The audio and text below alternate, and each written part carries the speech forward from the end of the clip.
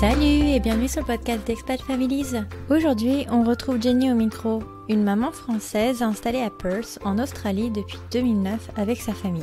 Le témoignage de Jenny est assez particulier, voire même exceptionnel, car elle nous parle aujourd'hui de son combat contre son cancer du sein alors qu'elle était enceinte de son deuxième enfant. Un cas absolument rare qui, même après avoir édité ses bandes audio, m'émeut toujours autant. Donc je vous souhaite une excellente écoute et je vous laisse avec la suite. Salut Jenny! Salut, ça va? Bah ça va, merci. Merci de prendre un peu de temps pour venir témoigner sur le podcast. Tout le plaisir pour moi. J'aimerais bien, avant qu'on démarre, que tu te présentes, que tu nous dises un peu qui tu es, où est-ce que tu habites et de qui est composée ta famille. D'accord. Donc moi je m'appelle Jenny, je suis française. À l'origine, je viens de Cholet, dans le Maine-et-Loire, et j'habite à Perth en Australie depuis 2009, en Australie occidentale, donc sur la côte ouest. Et dans ma famille, il y a donc mon mari Sam, qui est lui aussi de Cholet dans le Maine-et-Loire, qu'on s'est rencontrés en France avant de partir. Et nos deux garçons, Lucas, qui va avoir 3 ans en mars, et Mathis, qui a 8 mois. D'accord.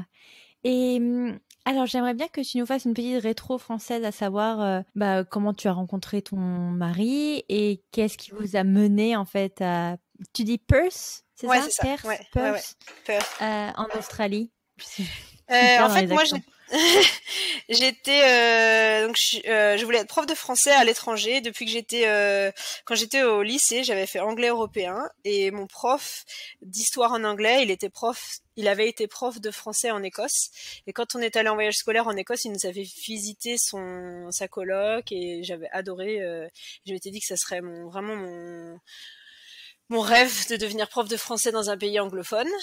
Et juste avant de commencer ma dernière année de licence en France, j'ai proposé à mon mari, donc Sam, d'aller vivre une année à l'étranger.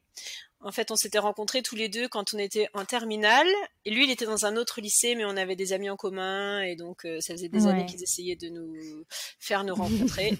Et quand on a enfin réussi à se rencontrer, ça a été le coup de foudre. Oh.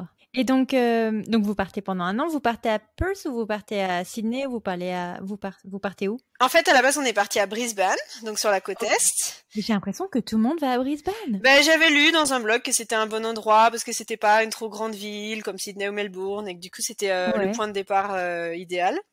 Et c'était tout à fait vrai d'ailleurs, on a adoré Brisbane.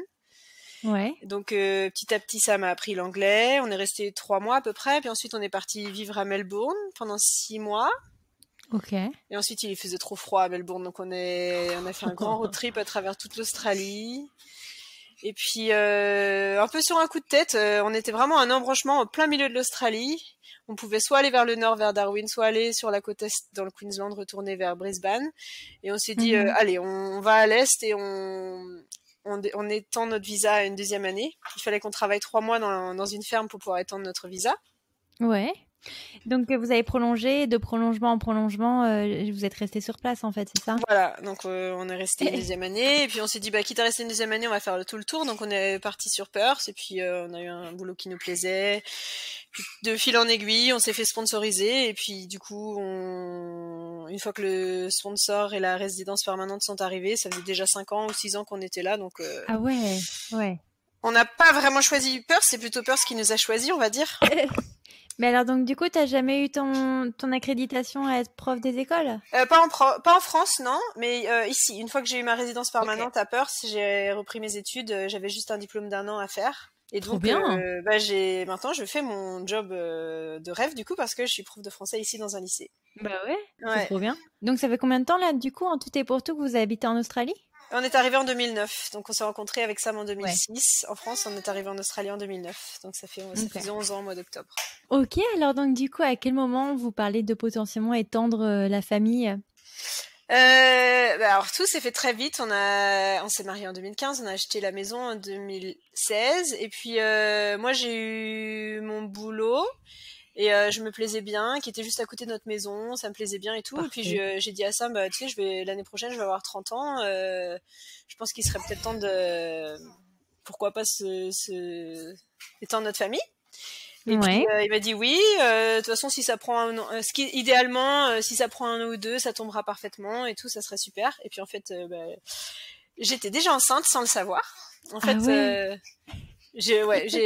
j'avais loupé ma pilule plusieurs fois d'affilée et donc c'était un peu mes règles, c'était un peu n'importe quoi et en fait, je ne savais pas. Mais quand on a décidé de faire un bébé, en fait, j'étais déjà enceinte. Et donc du coup, attends Sam, comment il l'a pris quand du coup t'as dû lui annoncer, bah écoute, ça a pris un peu moins d'un an, En fait, ça m'a pris un peu moins d'un mois. je l'ai su juste avant son anniversaire, donc j'ai gardé la surprise pour son anniversaire et je lui ai offert une boîte avec des petits chaussons pour son anniversaire. Et Trop donc, mignon. il était extrêmement surpris. Mais moi, je savais pas non plus depuis combien de temps j'étais enceinte. Donc, c'est quand on est allé faire la première échographie. Le monsieur qui faisait l'échographie me demande, vous pensez que vous êtes enceinte depuis combien de temps? Et je lui dis, peut-être 1 ou 2 semaines. Là, il mesure le crâne du bébé et ça s'étend, ça s'étend, ça s'étend. 1, 2, 3, 4, 5, 12 semaines, 14 semaines. En fait, j'étais déjà à 3 mois et demi. Alors du coup, comment ça se passe un suivi de grossesse en Australie Je pense vraiment que ça dépend beaucoup des États. Ça, c'est une chose que je tiens juste à bien rappeler avant. C'est que les États de l'Australie sont assez indépendants et ils fonctionnent presque comme des pays. C'est un peu comme le système aux États-Unis, je pense, Ouais. ou en Angleterre aussi. Ok. Donc du coup, comment ça s'est bien passé tout le suivi de la grossesse, pas d'anomalies particulières, Aucun tout se passe problème. bien? Non, tout se Bon. passe très bien. Donc c'était Lucas, notre petit garçon. En fait, j'avais la même sage-femme. Je m'étais inscrite dans un centre de naissance. Ok. Ils appellent ça Family Birthing Center, donc un centre de naissance familiale. Donc il est rattaché à un hôpital, c'était juste à côté d'un hôpital, mais c'était plutôt comme une maison de naissance. Et donc c'était toujours la même sage-femme qui m'a suivie tout au long de ma grossesse. Et puis ils encouragent vraiment toutes les pratiques les plus naturelles possibles. Donc ils soutiennent l'allaitement prolongé, la naissance sans aucune Épidurale. voilà, pas de péridurale, pas La- de le moins d'intervention possible en fait. D'accord. Et donc du coup, comment se passe ton jour J alors? Ça se passe très bien, donc c'était en mars 2018. Donc ils encouragent vraiment de faire le travail le plus possible à la maison. Donc je suis restée à la maison le plus possible. Ça m'a beaucoup aidé. Puis donc on est allé à l'hôpital le matin et malheureusement la sage-femme elle m'ausculte et elle me dit ah non mais là ton col il est qu'à 1 centimètre. Faut rentrer chez toi. Et là c'était le Try gros coup de again. déprime. J'avais commencé le travail le soir vers 18h, je crois, et il était 7h du matin, donc j'avais vraiment passé toute la soirée, toute la nuit en travail.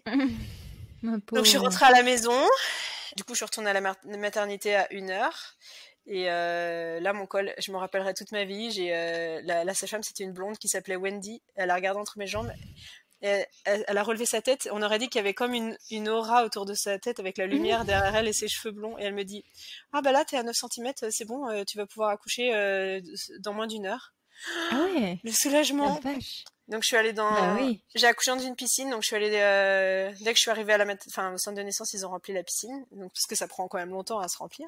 Donc je suis rentrée dans le bain et puis je me rappelle avoir poussé 7 fois et Sam était derrière moi, il a attrapé en fait Lucas quand il est sorti.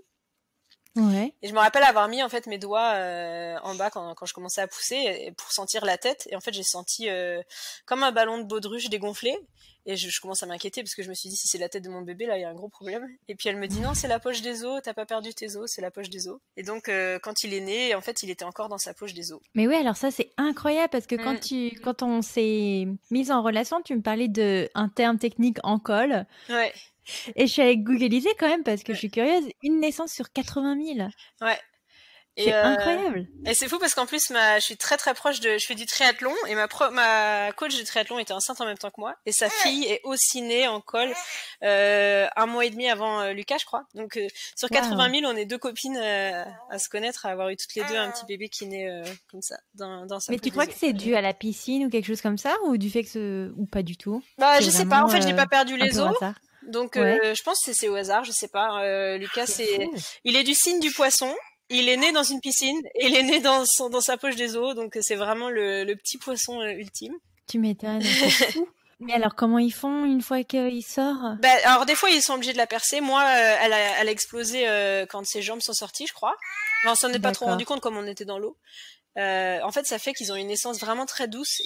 C'est des bébés qui sont pas du tout traumatisés par leur naissance parce que la poche des os absorbe beaucoup des contractions et puis quand ils sortent, ça les protège. Ouais. Donc il était pas du tout stressé ni rien à la naissance. Il a vraiment été très calme. Il a pleuré bien sûr quand il était plaqué contre moi, mais il était tout de suite très calme. Et puis on est resté dans l'eau une dizaine de minutes, lui plaqué contre moi, et puis en fait il y a eu aucune intervention. Je sais qu'en France, quand je regarde des émissions de télé, je vois que les sages-femmes, elles ont tendance à tout de suite laver les bébés, à le peser, à mesurer tout de suite. Alors que là, elles ont attendu au moins 2 ou 3 heures avant de le faire. Oui, c'est comme le placenta, ils te l'ont pas coupé direct. Ah non, pas du tout. D'ailleurs, quand j'ai voulu sortir de la piscine, j'ai pris Lucas dans mes bras et elle me dit attention, il y a encore le cordon. Et je me rappelle la sensation d'avoir tiré parce que j'avais oublié que j'étais encore accrochée. Donc je suis allée dans le lit et puis j'avais un petit peu déchiré, donc la sage-femme a dû me faire quelques petits points de suture. Pendant ce temps-là, j'avais Lucas plaqué contre moi pour vraiment mettre en place l'allaitement tout tranquillement et vraiment le pot à pot pendant des heures. Sam était avec moi, du coup lui il était venu dans la piscine avec moi, donc il était aussi torse nu, donc il a pu aussi faire du pot à pot avec Lucas tout de suite. Attendre que le placenta naisse, ou sorte naturellement. Et puis 2 heures après, je crois, c'est là qu'ils ont commencé à. Ils n'avaient pas vraiment besoin de le laver parce que comme il était né dans l'eau, il était dans propre. La piscine. Ouais, il était tout propre. Mais le peser, mesurer, tout ça. Du coup, j'ai pu rentrer à la maison le lendemain et tout allait bien. Mais oui, parce que j'ai appris qu'en l'espace de 6 heures, il pouvait être renvoyé chez toi. Ouais, pour Mathis, mon deuxième, on est rentré à la maison 6 heures après qu'il soit né. Ouais. En Australie, il garde rarement, à part si c'est une césarienne. En général, tu rentres chez toi le jour même. Et les centres de naissance encore plus. Ils te font signer un papier comme quoi, avant d'accoucher, t'es au courant qu'ils te renvoient chez toi au bout de 4 à 6 heures si tout va bien. Donc ils font comme aux Pays-Bas, non? Ils attendent que tu aies pu aller aux toilettes. Voilà. Ouais. Alors après, si tu veux allaiter, tu peux rester plus longtemps pour être bien sûr que la sage-femme, elle t'ait bien aidé à te donner des conseils et tout ça.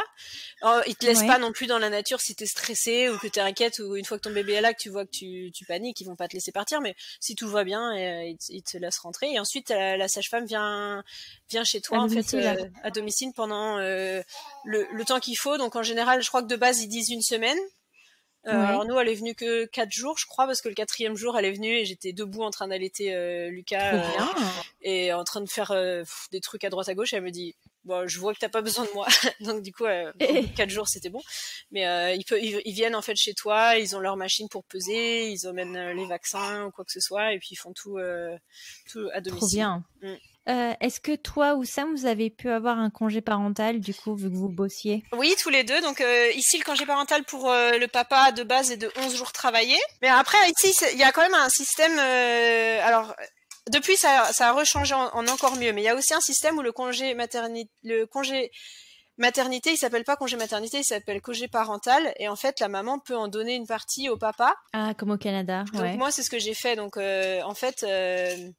j'ai vraiment de la chance. Comme ça faisait 1 an que je travaillais quand Mathis est né, Lucas est né, j'ai le droit à un congé parental de base, donc par ce qu'on appelle Centrelink, c'est l'équivalent de la Sécu en France, qui est de 18 semaines, payé au SMIC. Et j'ai aussi eu 14 semaines par mon entreprise. Donc comme je travaille pour mon entreprise, eux-mêmes, ils m'ont aussi donné un congé de 14 semaines, payé à ma paye normale. Oh, trop bien! Et en fait, ce qu'on peut faire, c'est vraiment assez flexible. Donc, je pouvais donner du congé à Sam, ce que j'ai fait. Donc, moi, mon congé de mon entreprise, je l'ai pris à demi-paye pour doubler le temps. Donc, j'ai le droit à 28 semaines à demi-paye. Et ensuite, donc moi, j'avais repris le travail quand Lucas avait 4 mois et j'ai donné le reste de mon congé parental à Sam, qui lui du coup, il a eu 5 mois à la maison avec Lucas, donc on n'a pas eu besoin de mettre Lucas à la garderie jusqu'à ce qu'il ait il a eu plus que mois. toi. Du coup, moi, je lui ai donné plus. Ouais, je lui ai donné mes 18 semaines. Mais moi, en fait, c'est parce que mes 14 semaines, ça inclut le congé. Enfin, c'est tout le congé à partir de avant la naissance même. Ah, ok.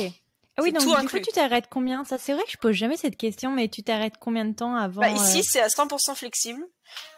Donc pour Lucas, comme j'y connaissais rien, je savais pas. Je m'étais arrêtée comme il était prévu pour début mars, et que la rentrée scolaire ici c'est début janvier, fin janvier. Ouais.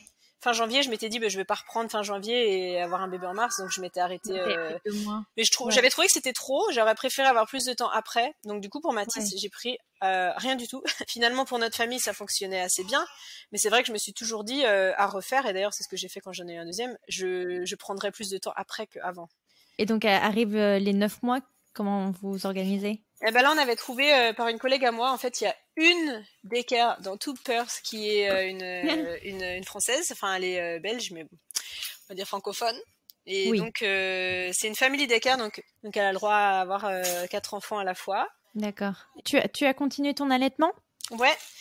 Donc j'ai allaité du début jusqu'à ses 18 mois. Donc quand j'étais au travail, à partir de 4 mois, je devais tirer mon lait à la récré. Ouais, sympa. Ouais, donc j'ai tiré mon lait tous les jours pendant 5 mois. Et puis ça m'y nourrissait au biberon. Mais en fait, j'avais trouvé mon petit rythme. J'avais un quart d'heure de récré. Bon, c'était un peu la course, hein. Okay. Donc petit à petit, la tétée, il y en a eu de moins en moins besoin. Jusqu'à 18 mois quand même, t'es vachement courageuse, hein. Après, je tirais plus mon lait à partir de quand il est allé chez la nounou, donc vers 10 mois, il avait plus vraiment besoin de lait dans la journée. Peut-être au début. Le matin et soir. Ouais, après je l'allaitais matin et soir et puis surtout la nuit, malheureusement. Ouais. Ah ouais, la nuit aussi? Oh la vache. Il a mis très longtemps à arrêter la nuit. Ouais. Je crois qu'il a arrêté vers 14 mois la nuit. Et puis quand je suis retombée enceinte de Mathis, c'est là que au bout d'un moment, je me suis dit, il faudrait peut-être que j'arrête d'allaiter pour avoir quand même une petite pause entre les deux, parce que. Mais oui, alors donc du coup, ça, c'est une excellente transition à ma prochaine question. Donc 1 an et demi après, vous décidez de réétendre la famille, c'est ça? Voilà, en fait, c'était quand Lucas avait 1 an et demi, on a eu la discussion avec Sam, parce que moi j'aurais toujours rêvé d'avoir 3 enfants et je voulais qu'ils soient assez proches en âge, au moins en tout cas les 2 premiers. Donc j'ai dit à Sam, tu sais, si on voulait un deuxième bébé, si on le faisait maintenant, Lucas il aurait juste 2 ans. Donc si jamais ça met un petit moment avant d'arriver, ça serait peut-être bien qu'on commence à y penser. Oui, les fameux 1 an. Voilà. Sauf que pareil, je suis tombée enceinte, je crois le jour même où on a décidé qu'on allait se mettre à essayer. Pas purée. Ouais. Donc voilà, je suis tombée enceinte encore une fois, pas plus tôt que prévu, mais vraiment dès qu'on a décidé. Mais c'était un timing vraiment vraiment miraculeux. Parce qu'après tout ce qui s'est passé ensuite et tout ça, si Mathis n'était pas dans mon ventre au moment exactement où il a décidé d'y être, il serait peut-être pas là du tout. Ouais. Oui, alors on va en venir en fait.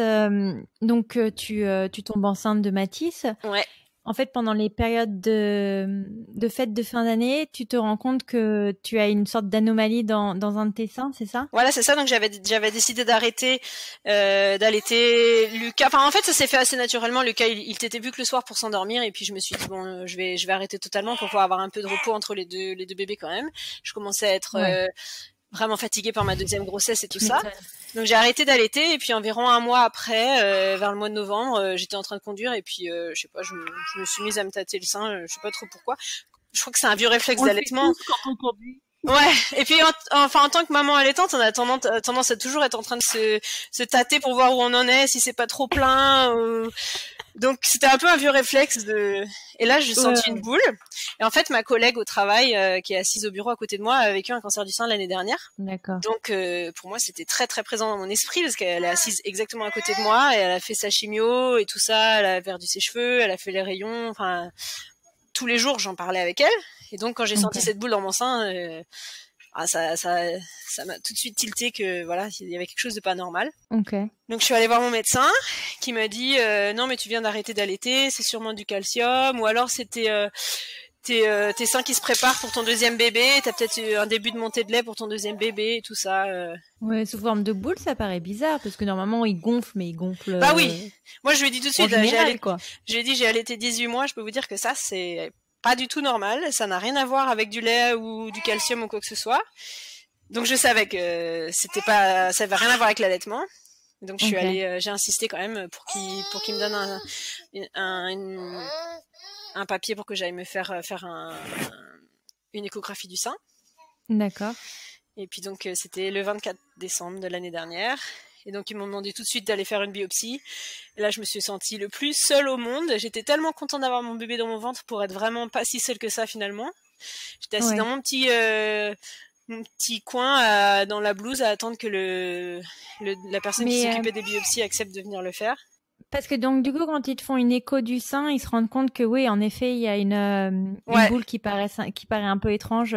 En fait, elle m'a commencé par le sein droit, donc qui était le sein qui est sain, et ensuite elle fait le sein gauche, et là elle a passé, je sais pas, ça m'a paru vraiment des heures. Donc je savais qu'il y avait un truc qui allait pas, elle allait sous le bras et tout ça, et puis elle me dit oui, il y a un ganglion qui est un peu enflammé, ce qui est mauvais signe. Okay. Donc j'attends cette biopsie, et puis je pars en biopsie, et là j'étais en train de pleurer toutes les larmes de mon corps et ils m'ont jamais dit non mais vous inquiétez pas, c'est peut-être pas ça. Enfin, ils étaient gentils, ils me faisaient des sourires et tout ça, mais je voyais bien que même eux ils savaient ce que c'était quoi.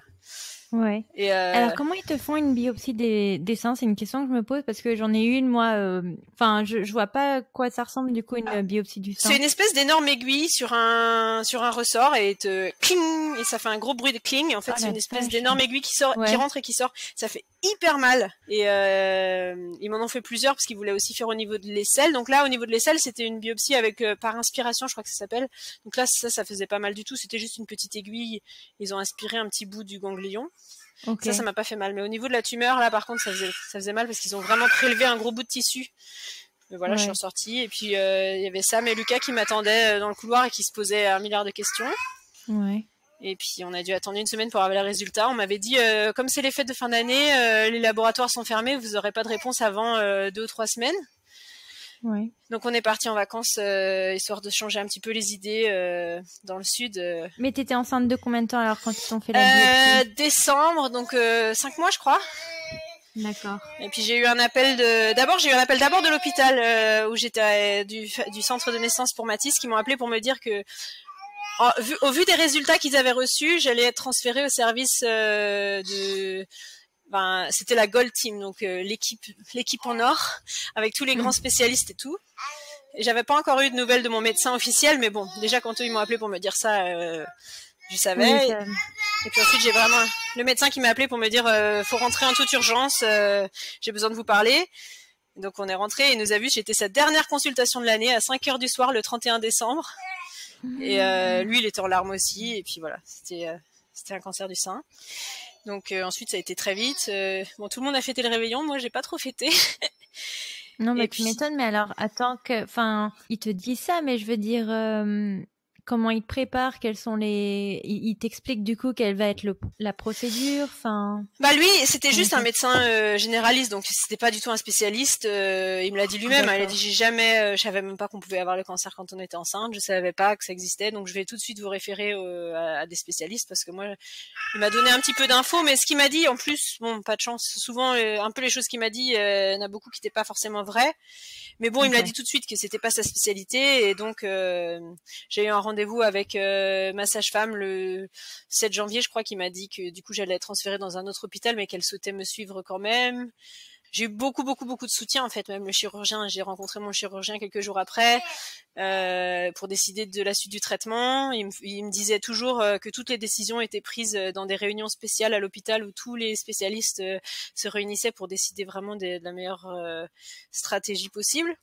Ouais. Parce que il y avait pas qu'une seule vie sur Bien sûr. L'enjeu c'était vraiment de nous sauver tous les deux. Donc traditionnellement, on savait pas quel type de cancer c'était jusqu'à ce que je sois opérée, mais souvent pour les cancers du sein, j'ai l'impression que les femmes font souvent une chimio avant pour réduire la taille de la tumeur, et ensuite l'opération après. Si la chimio a été efficace, normalement la tumeur a soit beaucoup réduit, soit disparu, et donc ça permet souvent de préserver le sein et d'avoir ce qu'on appelle ici on appelle ça une lumpectomie. Mais moi, je pouvais pas avoir de la chimio avant parce que il voulait d'abord comprendre quel type de cancer j'avais, il voulait avoir plus d'informations. Et puis comme j'étais enceinte de Mathis de 6 mois, pour être opérée sous anesthésie générale, il faut pas être trop enceinte parce que ça risque de déclencher un accouchement. Plus on est enceinte, plus ça risque de déclencher l'accouchement. Donc comme j'étais qu'à 6 mois, c'était trop dangereux. Enfin, ça aurait été trop dangereux d'attendre. Donc ils ont préféré m'opérer tout de suite. D'accord. Parce que moi je pensais l'inverse du coup, parce que je me dis plus tu approches du terme, plus c'est moins grave entre guillemets. Si c'est vraiment tout proche du terme, ça va, mais si ça s'était fait à 30 semaines ou 28 semaines, ça aurait été un peu plus compliqué. Un peu trop prématuré, oui. Mais ils en ont beaucoup discuté, ils m'appelaient tous les jours, le chirurgien, pour me tenir au courant des décisions qui étaient prises, mais c'était compliqué parce qu'aussi beaucoup des tests qu'ils font pour voir s'il y a d'autres tumeurs ailleurs, si d'autres ganglions sont touchés, beaucoup de ces tests-là, je pouvais pas les faire étant enceinte, parce que souvent, ils injectent des produits qui sont radioactifs, par exemple, et qui pourraient être nocifs pour le bébé. Des fois, ils m'ont dit oui, ce test, on pense que c'est bon, et puis après, ils me rappelaient en me disant bah non, finalement, on a appelé tel spécialiste aux États-Unis qui nous a dit qu'en fait non. Ils voulaient vraiment essayer de préserver au maximum mon bébé, quoi.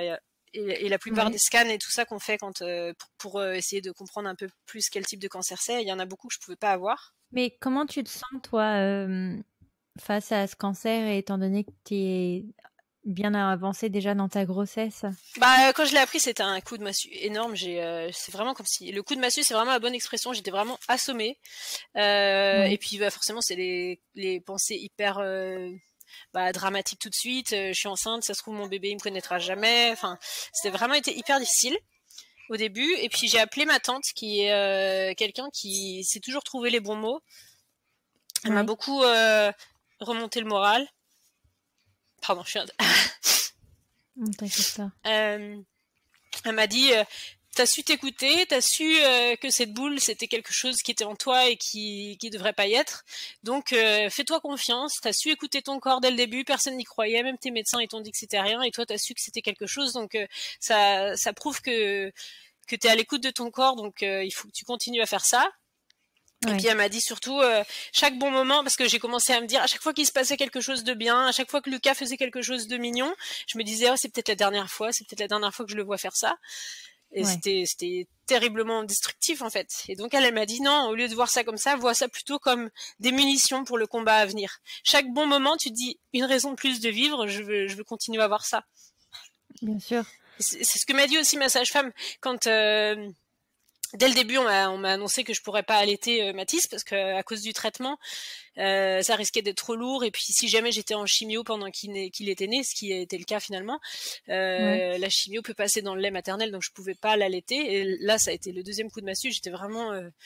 Je me sentais vraiment super coupable parce que j'avais allaité Lucas pendant 18 mois et puis ce pauvre bébé qui a rien demandé, non seulement il aurait vécu tout le stress, alors que Lucas, j'ai eu une grossesse sans stress, il est né dans l'eau et tout va bien et vraiment aucun stress. Et ce pauvre bébé-là, je me culpabilisais vraiment. Et puis la sage-femme, elle m'a dit ça sert à rien de culpabiliser parce que grâce au fait que tu sois à l'écoute de ton corps, grâce à toi, il aura une maman. Peut-être pas une maman qui l'allaite, mais une maman tout court. Et puis ce que les gens oublient, c'est que il a aucun comparatif, tu vois, il sait pas quelle maman t'étais pour le premier, donc oui, c'est vrai. En termes général, c'est pas mal de culpabiliser là-dessus, à te dire, dans tous les cas, il a aucun point de repère. Hein. Oui, lui, il ne sait pas. Lui, il part d'une page blanche. Donc, mais parce que, en fait, j'essaye de comprendre, parce que quand ils te disent tu as un cancer, est-ce qu'ils peuvent te donner un ordre parce que moi, de ce que je suis désolée, parce que je suis pas éduquée là-dessus. Non, pose les questions. Mais je comprends qu'il y a différents niveaux, en fait. En fait, il y a différents types de cancer du sein. Il n'y a pas du tout qu'un cancer du sein. Il y en a, je crois, 4 ou 5 types différents. Et des stades différents et des grades différents. Donc, le grade, c'est l'agressivité du cancer. Le stade, c'est l'avancement. Et il y a aussi un type de cancer. Et tout ça, ils peuvent pas le savoir avant l'opération. D'accord. On savait juste que j'avais un cancer, on savait que c'était dans les ganglions parce qu'il avait vu à l'échographie, il savait que j'avais une tumeur qu'ils avaient plus ou moins mesurée à l'échographie, ce qui permet de donner un peu une idée du type de cancer, enfin pas du type mais de l'avancement. Donc le 23 janvier, je me suis fait opérer donc d'une mastectomie du sein gauche. Ok. Et donc qui est une, c'est quoi? C'est une ablation du sein, c'est ça? Voilà, tout le sein. Ouais. Ok. Comment tu te sens par rapport à ça, à te dire, En fait, franchement, s'il m'avait dit le jour de la biopsie, vous voulez qu'on vous l'enlève, j'aurais dit oui. Déjà parce que t'aurais perdu de temps. Comme ma collègue avait vécu un cancer du sein l'année d'avant, j'avais vraiment eu le temps d'y réfléchir moi-même à ce que j'aurais fait moi. Elle avait choisi de sauver son sein et donc d'enlever juste la tumeur. Et moi, je me suis toujours dit, si c'était moi, j'enlèverais tout. Et le jour où ça a été moi, la question s'est même pas posée parce que j'avais vraiment l'impression que ce sein, il essayait de m'empoisonner, enfin, il essayait de me tuer, donc enlevez-le quoi. Enfin, et puis ça vraiment, la mastectomie, c'est pas quelque chose que j'ai vécu très difficilement, même aujourd'hui. Je porte pas de prothèse, je fais de la natation, je me change dans les vestiaires. Je suis pas du tout pudique par rapport à ça. J'ai pas vécu ça très difficilement parce que bah, j'avais un cancer, je le savais, je l'avais bien compris, et voilà, il faut l'enlever. Donc, bien sûr. d'avoir un sein ou des cheveux, c'est moins important que pour mes enfants d'avoir une maman en vie. Donc, C'est clair. ça n'a pas été. Faut faut revoir son ordre de priorité, ouais. Ouais, je me rappelle quand le chirurgien m'a appelé pour me dire, et je voyais bien qu'il prenait des pincettes pour me dire qu'ils allaient pas pouvoir sauver mon téton, et j'étais là, mais je m'en fiche, moi, opérez-moi aujourd'hui, par contre. Enfin, j'avais qu'une hâte et qu'ils me l'enlèvent. Surtout une fois que je savais que c'était un cancer, entre la biopsie et l'opération, il y a eu un mois. La biopsie, c'était le 24 décembre et l'opération le 23 janvier. Et pendant un mois, je vivais avec ce sein qui était là, et j'en voulais plus, quoi. Ouais, non, je comprends bien. Alors, donc, du coup, le 23 janvier, t'es admise à l'hôpital. Ils te font une anesthésie générale, c'est ça? Ouais, alors ça, c'était un peu stressant parce qu'il m'avait dit qu'il y avait quand même une chance que ça déclenche mon accouchement, même si c'était une chance minime. Okay. Mais donc, je me cramponnais à mon ventre en me disant, j'espère que quand je vais me réveiller, je serai encore enceinte. En plus, tu le sens, parce que tu devais être à 6 mois maintenant. Oui, non oui, il bougeait bien, il me rappelait qu'il était là. C'était c'est vachement rassurant. C'était vraiment vraiment quelque chose d'unique au monde, hein. Et je pense qu'il y a très peu de gens qui peuvent comprendre, mais vraiment le fait d'aller à l'opération avec mon bébé dans mon ventre en me disant, t'es là, on va se battre tous les deux. Ouais. Et de lui faire intérieurement la promesse que je ferais tout pour. Oui, pour rester avec lui. Voilà, ouais. Et puis aussi moi, la gratitude de l'avoir avec moi, de savoir qu'il est là et que je suis pas toute seule, et que normalement les gens qui vivent ça, ils sont seuls. Et moi, j'étais pas seule parce que j'avais lui. Ouais. Ils me mettaient des petits. Au moment où ils ont dû me faire le cathéter pour mettre l'anesthésie, ils me mettaient plein de coups de pied. J'avais vraiment l'impression qu'ils me disaient, tiens bon maman, t'inquiète pas, je suis là, quoi. Oh. Bah, c'est un petit peu... Et puis on l'entend bien, il a l'air d'être quand même vachement heureux. Ouais. J'espère que ça n'empêche pas trop d'entendre. Non, t'inquiète, il devait faire pareil à l'intérieur, je crois. Il était très actif. Et puis quand je me suis réveillée, c'est le premier truc que j'ai regardé. Mon bébé est toujours là, oui. Bah ça va. Ok. Ouais. Bon bah c'est cool. Et ma sage-femme était venue à l'hôpital. C'était un hôpital différent. Il y a un hôpital pour la santé de la femme et de l'enfant à Perth où j'ai accouché, et il y a un hôpital spécialisé dans le cancer du sein qui était un autre hôpital. Donc du coup ma sage-femme était venue de son hôpital à elle à mon hôpital à moi pour surveiller le bébé pendant l'accouchement, et puis moi me parler aussi et tout ça avant et après. Donc elle a été vraiment super. Je me rappelle être sur le lit, être en train d'emmener à l'hôpital, enfin à la salle d'opération, et me dire, bah, je préfère que ce soit moi plutôt que ce soit un de mes enfants qui soit sur cette table là. Ça m'a vraiment donné du courage de me dire, il y a des gens dont les enfants ont des cancers ou des leucémies et tout ça. Au moins, même si c'est triste ce qui m'arrive, au moins c'est à moi, et moi je sais que je peux me battre. Et je préfère largement que ce soit à moi que ça arrive plutôt qu'à mes enfants. Non, c'est sûr. C'est un sacré mental en plus à avoir quand même. Hein. En étant enceinte, sacré mental. Alors du coup, comment tu te sens les semaines après ta mastectomie? En fait, ça n'a pas duré très longtemps parce que j'ai eu l'opération le jeudi, j'avais rendez-vous avec mon oncologue le lundi, et on m'avait dit qu'il y aurait je crois qu'on m'avait parlé de 6 semaines entre l'opération et le début de la chimio. Donc je m'étais dit que j'avais 1 mois et demi avant de devoir commencer le traitement, et en fait on a commencé 10 jours après.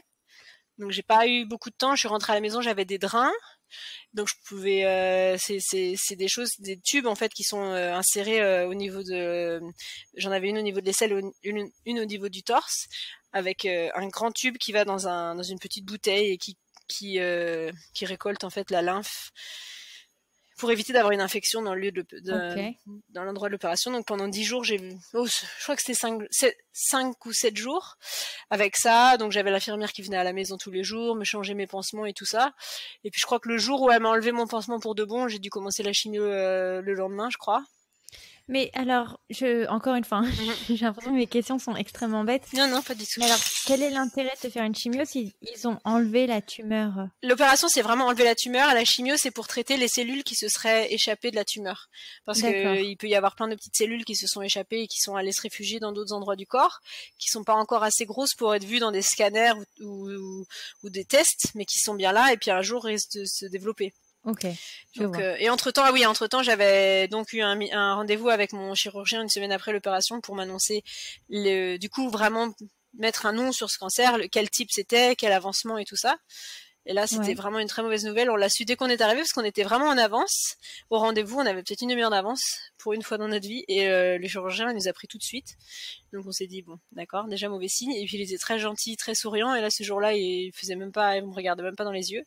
Donc il m'a annoncé que c'était un cancer triple négatif. Donc ça veut dire qu'il ne répond à aucune hormone.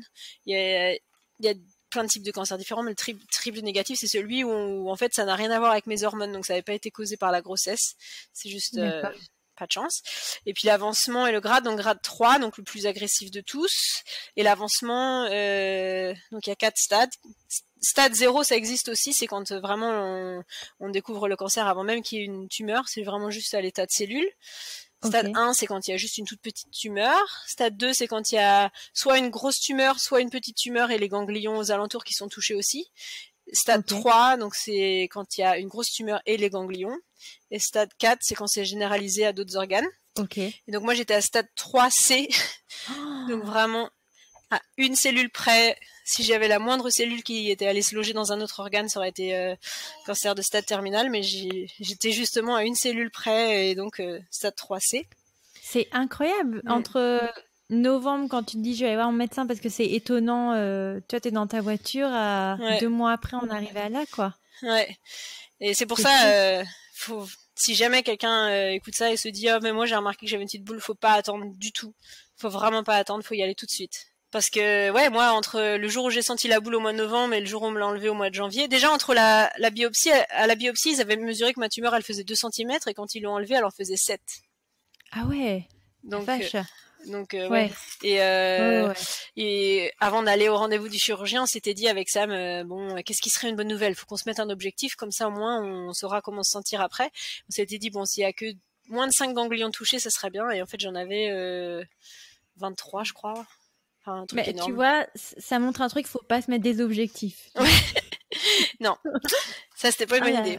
Et du coup, là c'est pas très bien. Dans ces cas-là, tu te dis, ils ont quand même bien joué, parce que imagine, t'aurais fait faire de la chimio avant, vous auriez perdu du temps, quoi, non? Ça aurait pu agir sur les tumeurs, et puis s'il y avait d'autres cellules ailleurs, mais de toute façon, comme j'ai la chimio, quand on est enceinte, on peut la recevoir que si on est dans le 3e trimestre, parce que le placenta il est assez développé pour faire barrière. Donc j'aurais pas pu commencer. Il aurait fallu dans tous les cas attendre que je passe au 3e trimestre. Donc c'est pour ça qu'il valait mieux pas attendre et faire l'opération tout de suite. Donc j'ai commencé la chimio le plus vite possible. Donc 1 semaine après l'opération, ils t'annoncent en fait les résultats de ce qu'ils ont trouvé en termes de tumeur et où est-ce que tu en es dans ton cancer, et donc à partir de là ils enchaînent sur la chimio, c'est ça? Tout de suite j'ai enchaîné, donc j'avais la chimio toutes les 2 semaines. Et comment t'arrivais à gérer déjà Lucas, hein. Ensuite être enceinte, et puis en plus te faire quand même un traitement qui est extrêmement lourd. Ouais, et puis j'avais le travail encore, je travaillais. Et tu travaillais en plus? Oui, du coup j'ai travaillé jusqu'à la naissance de Mathis, donc je travaillais. Ah mais oui, c'est vrai, mais attends, j'avais pas percuté ça. L'opération elle s'est faite pendant les vacances scolaires. Parce que la rentrée scolaire, c'était le, 28 janvier, moi je me suis opérée le 23. Donc j'avais pris une... Mais attends, mais mentalement, comment t'arrives à gérer les 4 en même temps, pour le coup? C'était pas facile, je pleurais beaucoup le soir, mais en fait, le fait d'avoir Lucas, ça faisait que je pouvais pas trop passer de temps à être triste. Voilà, je vivais chaque journée jour le jour, et puis j'ai un bébé dans mon ventre, donc ça c'est vraiment une bonne nouvelle. Ça, on essayait de passer à chaque fois qu'on avait un rendez-vous médical pour parler du cancer, on essayait de faire quelque chose pour le bébé en échange. Sam il m'a annoncé tout de suite. C'est pas grave, on fera quand même une baby shower, on fera quand même des choses pour ce bébé. Faut à chaque fois qu'il y a un truc en rapport avec le cancer, faut qu'on compense avec quelque chose pour préparer le bébé. Et puis du coup, ça me donnait une distraction totale. Quand j'allais au centre de chimio, tout le monde était triste et abattu, et puis moi j'arrivais avec mon gros ventre et un grand sourire, et je lisais mes livres de préparation à l'accouchement. Mais c'est vrai que c'est un beau message, parce que tu te dis quand même, la chimio, il y a quand même une connotation extrêmement morbide qui est attaché à ce traitement, et toi t'arrives en portant la vie, tu te dis allez, je vais faire voir. C'était une période bizarre, c'était vraiment, je portais la vie et la mort en même temps, et j'ai eu vraiment des moments cocasses où l'infirmière essayait de me mettre la chimio et l'aiguille de la chimio, et j'arrivais pas à rester sans bouger parce que Mathis mettait trop de coups de pied, et donc ça faisait rigoler toutes les infirmières. il y a eu vraiment des moments comme ça de grâce un peu où quand j'arrivais à la chimio, hein, je voyais bien que j'apportais un peu le sourire à tout le monde parce que je voyais les petits papis et les petites mamies sur leur lit en train de se faire leur traitement, puis moi j'arrivais avec mon gros bidon, puis du coup bah ça distrayait un petit peu tout le monde. Oui. Il y a eu des moments un peu durs aussi. Par contre, par exemple, j'étais allée à un cours de préparation à la perte des cheveux, donc où ils préparent à comment nouer les turbans, comment dessiner les sourcils, comment se maquiller pour camoufler le manque de cils et de sourcils et tout ça. Et quand je suis arrivée, j'ai mis tout le monde très mal à l'aise tout de suite. Ils ont cru, enfin, j'avais pas encore perdu mes cheveux. Et beaucoup de gens le font avant de perdre leurs cheveux. C'est conseillé de le faire avant de perdre les cheveux, déjà pour avoir les sourcils encore là, pour apprendre à les dessiner correctement avant qu'ils soient tombés. Mais quand je suis arrivée, ils ont cru que j'étais la prof, je crois. Et donc, quand je me suis rendu compte que j'étais une des participantes, toutes les autres femmes étaient vraiment... Enfin, j'avais vraiment l'impression que je mettais tout le monde mal à l'aise. J'ai l'impression que, je sais pas, qu'ils disaient que j'étais un imposteur, que je faisais pas... Parce que souvent, les femmes on imagine que les femmes qui ont un cancer du sein... Déjà, le cancer, en général, on a l'impression que c'est une maladie de vieux. Et encore moins de femmes enceintes, quoi. Donc, il y a eu des moments vraiment de gros mal à l'aise. Mais il y a eu aussi des moments où je voyais bien quand je rentrais dans le centre de chimio que les infirmières, elles étaient contentes de me voir. Et c'était vraiment... j'apportais un peu... Malgré moi, j'apportais un peu de gaieté dans ce centre. Ouais. Non, j'imagine que ça doit être dur pour toi, mine de rien, mais t'apportes quand même un beau message. Et ça aide beaucoup. Ça m'a beaucoup aidé à prendre des décisions. Par exemple, la mastectomie ou la chimio ou quoi, je me suis jamais posé de questions. Et mes enfants, ils ont besoin d'une maman, donc s'il y avait une décision à prendre, je prenais toujours la décision qui m'assure le plus de taux de survie possible. Je sais que ma collègue, elle m'avait beaucoup parlé du fait d'avoir pris la décision de préserver son sein. Mon père m'en avait parlé aussi parce qu'il avait perdu sa mère d'un cancer du sein et il m'avait dit, tu sais, si la question se pose, ça serait peut-être bien que tu sauves ton téton et tout ça pour ton image personnelle pour plus tard et tout. Alors que moi, quand il a fallu prendre des décisions, c'était qu'est-ce qui est la meilleure solution à prendre pour pouvoir m'assurer de survivre le plus possible Alors, cette histoire de téton, j'aimerais bien te raconter une petite anecdote. Oui. Le frère de Mac, il est chirurgien plastique mais réparateur. Et donc, il gère pas genre les gens qui veulent juste avoir des seins plus ou moins gros. Il gère, s'il y a eu un cancer, s'il y a eu des brûlés, ce genre de choses. Ouais. Et apparemment, Ryan est connu pour faire les plus beaux tétons. Parce que je pense qu'ils doivent les retatouer ou quelque chose comme ça. Puis, apparemment, il a eu beaucoup de compliments. Donc, comme quoi, on n'est pas obligé de sauver un téton, on peut très bien retatouer un très beau téton. Oui. C'est vrai que ça fait partie des options qui me seront disponibles d'ici quelques années quand j'en serai à ce stade-là. Mais encore une fois, le fait d'avoir eu des enfants, ça a un côté un peu narcissique enfin pas narcissique, mais vraiment, j'ai deux enfants, dont un qui est pas encore né. Mes tétons, c'est le dernier de mes soucis pour l'instant. Oui, on verra plus tard. Et ça m'a vraiment aidé. C'est vrai que de ce côté-là, de prendre des décisions 100% en étant en paix avec moi-même, je ferai ce qu'il faut faire pour le bien-être de mes enfants et de ma famille, quoi. Oui, non, ça a tellement de sens. Et donc, attends, la chimio, tu la démarres, t'étais à combien de mois de grossesse? C'était début février, donc je devais être à 7, je crois. J'ai fait 2 mois de chimio. Donc j'en ai eu 4, d'abord je me suis fait couper les cheveux parce que je les avais très très longs. J'ai été très attachée à mes cheveux toute ma vie, je les ai jamais fait de couleur, j'évitais de les lisser, je me faisais des masques et tout, j'étais très protectrice de mes cheveux. Et puis j'ai trouvé une super coiffeuse française à Perth qui m'a proposé de me couper les cheveux gratuitement et de me faire toutes les coupes de cheveux une fois que mes cheveux repousseront et tout ça gratuitement et de s'occuper de moi. Vraiment une fille super. Donc elle m'a coupé les cheveux au carré et puis une semaine après, en fait je les ai perdus petit à petit, puis le jour de ma baby shower le matin, on m'avait dit 11 jours après la première chimio je les perdrais, et en fait à 16 jours je les avais encore. Et j'avais ma baby shower le dimanche et donc je touchais plus, je les lavais plus depuis que ça faisait 2 semaines, je les avais pas lavés, je voulais absolument les avoir pour ma baby shower et le dimanche matin je me suis réveillée, tout le côté de ma tête était chauve. Donc fallait raser, donc je les ai rasés le matin et j'avais ma baby shower l'après-midi, ce qui n'était pas facile parce que la baby shower t'es au centre de toutes les attentions et tout le monde te regarde. Quand tu viens de te raser la tête, c'est pas exactement le genre d'attention qu'il te faut. C'est clair, mais inversement, je trouve enfin, tu vois, comme tu disais, contrebalancer à chaque fois la maladie avec, voilà, le Matisse. Ouais. Et je trouve que c'est un beau message de te dire, bon, bah, ok, aujourd'hui, c'est un jour important parce que c'est le jour où je perds mes cheveux, mais inversement, aujourd'hui, on célèbre la venue de mon enfant, tu vois. Et c'est vraiment ce souvenir double. Vraiment, maintenant, quand j'y pense, c'est, ouais, j'ai perdu mes cheveux, mais après, on a fait un baby shower et c'était super. Plutôt que d'être resté chez moi à me morfondre, c'est sûr que j'aurais passé une journée horrible si j'avais pas eu cette baby shower, alors que là, j'étais entourée de tous mes amis, puis j'en ai un super puis souvenir. le focus, il est sur ton ventre, il est pas sur ta tête, tu vois. Ouais. C'est exactement. Et comment tu t'es sentie, toi, quand même, parce que tu nous dis, bon, bah, un sein, on s'en fout, mais alors tes cheveux, vu que visiblement... Ouais, les cheveux... En fait, les cheveux, pareil, je pensais que ça allait être dur, mais je m'étais beaucoup préparée parce que je le savais. Et puis mes voisines ont été exceptionnelles. Elles ont fait une collecte de foulards dans tout le quartier. Donc j'avais plein de foulards, plein de boucles d'oreilles. J'étais assez féminine avant, mais pas du style maquillage, boucles d'oreilles. Mais alors là, du jour au lendemain, il a fallu compenser. Donc elles ont été exceptionnelles. J'avais plein de foulards. J'ai pu m'amuser vraiment avec mes foulards et tout. Ça a été un peu dur le lundi matin pour aller à l'école parce que mes élèves, je leur avais pas trop parlé. Ils savaient que j'étais malade. J'avais loupé une semaine de cours au début de l'année. Ils savaient que j'avais quelque chose. Les plus vieux, les premières terminales, ils avaient compris, mais les 5e, 6e, ils avaient pas trop compris. Donc quand je suis arrivée à l'école sans cheveux avec un foulard, pour moi, j'avais l'impression de faire mon coming out du cancer, quoi. Et donc le regard doit changer. Bah c'est officiel, quoi. Quand on perd ses cheveux, ça y est, on a la tête qui va bien avec le stéréotype.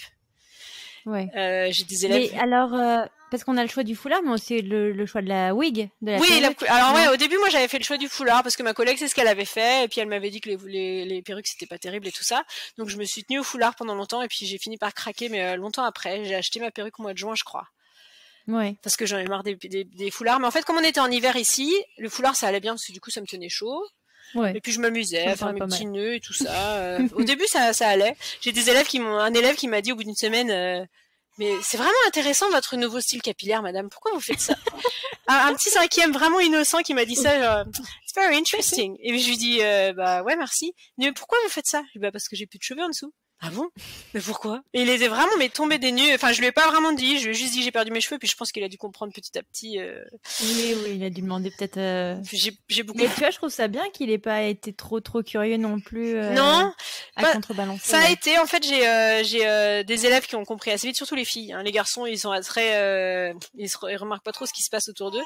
Les filles. Ça m'étonne pas. J'ai beaucoup de filles d'élèves qui sont venues me voir, soit qui m'ont parlé de personnes qu'elles ont connues qui ont eu des cancers, ou alors pour me dire qu'elles trouvaient que j'étais courageuse, ou comme elles venaient toujours me parler de ma grossesse avant, bah là du coup c'était un peu on parlait des deux, et puis les filles elles pouvaient pas s'empêcher de venir me toucher le bidon à la fin des cours, et puis du coup en général ça parlait de ça, mais les élèves ils ont été super aussi, ils m'apportaient vraiment du réconfort d'être avec eux, ils étaient bienveillants avec moi. Quand il y en a qui commençaient à je sais pas, être un peu chiant. Les autres, ils disaient, allez, c'est Madame Bibard, soyez gentille et tout. Ils étaient vraiment bienveillants. Et j'en ai vraiment beaucoup qui m'ont dit, oh Madame, vous êtes vraiment une inspiration pour nous et tout. Et ça, c'était vraiment ce qui me remplissait le cœur.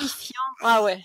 Alors, j'imagine que tu dois faire de la chimio tous les combien à peu près? Bah, ça dépend du type de chimio, du type de médicaments et tout ça. Donc moi, au début, c'était toutes les 2 semaines. J'en ai eu 4, et puis ensuite on approchait de la date de l'accouchement, donc il m'avait dit qu'on arrêterait la chimio et je serais sûrement déclenchée parce que il fallait que Mathis naisse, parce que la chimio ça détruit les cellules blanches, donc ça augmente les chances d'avoir une infection, on tombe malade plus facilement.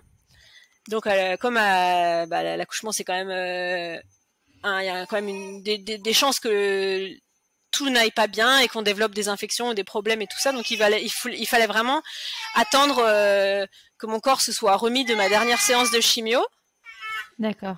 Mais ne pas délayer trop non plus parce que comme j'avais un cancer très avancé, vraiment essayer d'éviter de laisser trop de chance à ce que des cellules se propagent pendant ce temps-là. Donc il y avait vraiment une date idéale qu'il naisse. Il y avait entre le mercredi et le lundi, il fallait qu'il naisse. Et s'il était pas né le lundi, j'aurais eu un déclenchement. Et donc on a beaucoup parlé lui et moi. Je lui disais tous les jours. J'ai fait des séances d'acupuncture. Et puis il est né exactement le jour où c'était idéal. C'est vrai? Ouais, il est né le 14. Je vais être déclenché le 14 et puis il est né le 10. Mais trop bien. J'ai cru que t'allais me dire, j'ai vraiment cru que t'allais me dire, il a été déclenché. Non, mais j'étais pas du tout prête à accoucher parce que je devais être déclenchée le lundi. Et comme Lucas était venu en retard, je m'étais dit, il y a aucune chance qu'il vienne en avance. C'est Quand mes contractions ont commencé, j'étais pas du tout prête. J'avais pas mon sac de prêt, j'avais rien de prêt. Le siège auto était pas dans la voiture. Il y avait le siège de Lucas, il y avait pas le siège de Mathis. On n'avait pas de nounou. On était en plein dans le Covid en plus, donc ma mère devait être là pour nous aider, mais ses vols ont été annulés parce qu'ils ont fermé les frontières.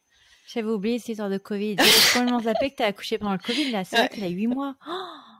Le lendemain, donc j'ai commencé à avoir mes contractions vers 7h, je crois, 8h. Puis je me suis dit, bon, cette fois, je vais pas me faire avoir, je vais vraiment prendre mon temps. Je sais que ça prend longtemps, on va pas aller à l'hôpital pour rien.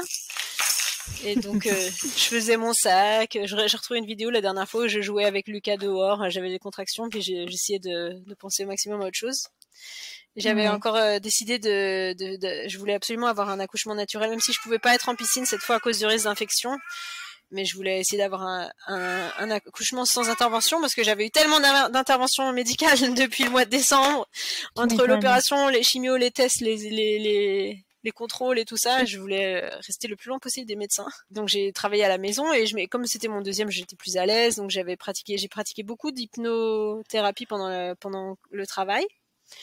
La visualisation, l'hypnose et tout ça. Et donc ça s'est fait très vite. Mon travail commençait vers 9h. À 2h du matin, je suis allée dehors. Je pensais que j'avais envie de faire pipi. En fait, j'ai perdu les os. Et dans le jardin. Et là, Sam, il appelle la sage-femme en disant, Jenny, elle vient de perdre les os. Elle dit, ah bon, mais elles sont comment là, les contractions? Et il lui dit, oh, ça va. Et moi, je réponds, ça va pas du tout.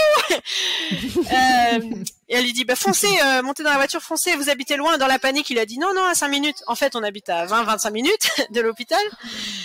Et donc, on a appelé ma meilleure amie qui est venue, qui était à la maison pour s'occuper de Lucas. Dans la voiture, j'étais à Califourchon sur le siège. Puis on est arrivé à l'hôpital, j'étais sur le point d'accoucher. Ils nous font le Covid screening. Donc, est-ce que vous êtes allé à l'étranger? Est-ce que vous avez des symptômes? Est-ce que ceci? Ils me posaient plein de questions. Et je dis, mais je vais vraiment coucher dans le couloir là. Donc on a foncé à l'étage. Et puis je suis arrivée, je crois que je suis arrivée dans la chambre à 3h01 ou 3h02 et il est né à 3h08. Donc vraiment, je me suis mise à 4 pattes. Et puis j'ai commencé à pousser tout de suite. Et puis... tout le monde pleurait là-dedans, les sages-femmes pleuraient, les infirmières, ça, moi, tout le monde pleurait. Et il était en bonne santé, il avait aucun problème particulier? Aucun problème. Il avait plein de cheveux alors que moi j'étais chauve. Il était tout de suite, je veux pas dire souriant parce que je vais pas exagérer, mais tout va bien. Il avait la patate, quoi. Ouais. Trop cool. Pareil, l'accouchement je suis arrivée, ils m'ont laissé faire... elle m'a dit, t'as fait le travail à la maison, donc tu sais quoi faire, je te laisse. Il a commencé à... En fait, on m'avait annoncé au début que je pourrais allaiter jusqu'à ce que je reprenne la chimio, donc une semaine après. Ouais. Donc je pensais pouvoir allaiter, donc même malgré le fait que j'avais qu'un sein. Donc il est tout de suite venu au sein, c'était un super moment. Et puis comme tout allait bien, on nous a laissé rentrer à la maison donc quelques heures après. Il est né à 3h et puis je crois qu'on est rentré chez nous à 8h. Et donc, à la suite de ça, quand tu rentres à la maison, comment ça se passe, du coup, la rencontre avec Lucas et Mathis? C'était magique. Lucas, il a tout de suite... En fait, il avait très très bien compris qu'il allait avoir un petit frère. Il adore lire et on avait 3 livres qui... Choupi et Petit Loup vont avoir deviennent grands frères. Et donc, du coup, on avait lu beaucoup de livres. Il savait très bien. Quand je suis arrivée à la maison, il a même mimé ce que j'avais fait à l'hôpital. Parce que ça s'était passé dans la nuit. Mais il a dit, maman, hôpital, pousse. Et voilà. Dans ces petits mots de 2 ans et 1 mois et il mimait vraiment, c'était trop mignon. Et tout de suite, il a demandé à le prendre dans les bras et à lui faire des câlins et tout. Et ça a été, ils sont trop chou. Ouais, ils ont tout de suite été super. Et puis ma meilleure amie qui était venue garder Lucas, elle est pâtissière professionnelle. Elle n'avait pas pu dormir de la nuit. Et du coup, elle m'a dit, oh, je suis vraiment désolée, j'ai pas pu dormir. Donc j'ai fouillé dans tes placards et j'ai cuisiné toute la nuit. Et on est arrivé, elle nous avait fait des brioches au chocolat, des gâteaux. La chance. C'était magique quand même d'avoir une meilleure pote qui est pâtissière. Ah ouais. Franchement, entre mon mari qui est ma sœur et ma meilleure amie qui est pâtissière, je suis bien entourée. Il est ma sœur? Ouais. Oh, t'as trop de chance. Ah ouais, ça, vraiment... c'est les bons plans, ce genre de profession. Hein. Ah ouais, c'est vraiment parfait. Et alors donc du coup tout se passe bien quand tu rentres, donc tu essayes de continuer ton allaitement Ouais, mais en avec fait, Mathis? malheureusement, c'était l'horreur. J'avais hyper mal. On comprenait pas pourquoi. Lui, il était très fatigué. Et en fait, moi, j'ai compris tout de suite que j'avais pas de lait. Les sages-femmes elles me disaient, mais non, faut attendre, ça va venir, ça va venir. Et je sentais bien que j'avais C'est-à-dire? rien. Ouais. Il y a une des sages-femmes qui m'a dit, tu sais, avec tout ce que tu as vécu, faut surtout pas que tu te mettes à pression. Stresse pas ton corps encore en plus, parce que si tu commences à allaiter maintenant et que tu dois reprendre la chimie dans une semaine, il va falloir que tu le sèvres et que toi-même C'est vrai. tu te C'est vrai. sèvres et ça va être vraiment difficile. Est-ce que ça en vaut vraiment la peine pour une semaine? Et en fait, dans tous nos malheurs, d'ailleurs, parce que je n'ai pas beaucoup parlé de ça, mais nos voisins ont été exceptionnels du début à la fin. À partir du moment où on a appris que j'avais le cancer, il y a une voisine que je ne connaissais pas à la base qui a lancé un meal train, qui est un calendrier en ligne, pour que les gens viennent nous apporter des repas tous les jours. Oh, trop Et on bien. nous a apporté des repas, j'ai complètement oublié de le mentionner avant, mais en fait, on nous a apporté à manger du 21 janvier jusqu'à mi-juin, tous les jours, tous les jours, tous les jours, un repas chaud. On n'avait rien Ouais. à faire. Il y a une dame qui nous a trouvé un frigo, il y a une dame qui nous a trouvé une grande glacière. Les deux étaient installés derrière chez nous avec par la petite, C'est le trop petit portail. gentil. Les gens, Ouais. ils s'organisaient entre eux avec le petit calendrier pour pas nous faire à manger tous les jours la même chose. Et ils venaient nous mettre, c'était anonyme, il en avait même pas besoin d'ouvrir la porte, ils venaient nous mettre dans la glacière entre 5 et 6 heures. À 6 heures, on ouvrait la glacière, à surprise, il y avait un repas chaud. Tous les jours. Trop sympa. Ah ouais, et c'était Waouh. que des Ouais. anonymes du quartier, enfin pas des anonymes du coup au final, beaucoup de gens, on a appris à les connaître, mais un énorme Ouais. élan de solidarité Ouais. et des voisines qui se sont mis à collecter leur lait pour nous donner du lait, dont une qui nous a donné du colostrum.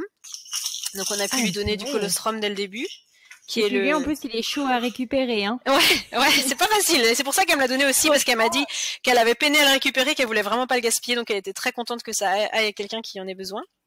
Tu m'étonnes.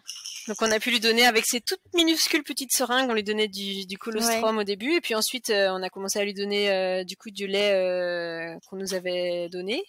Et puis c'est là que je me suis inscrite sur la banque de lait de Perth. Ok. Et j'ai demandé si des femmes voulaient bien nous aider. Et alors c'était encore une fois un énorme élan de solidarité. Quand on dit que les femmes savent se soutenir entre elles, je pourrais en parler pendant des heures. Des femmes Ouais. qui ont pompé leur lait tous les jours, tiré leur lait tous les jours pour pouvoir nourrir Mathis.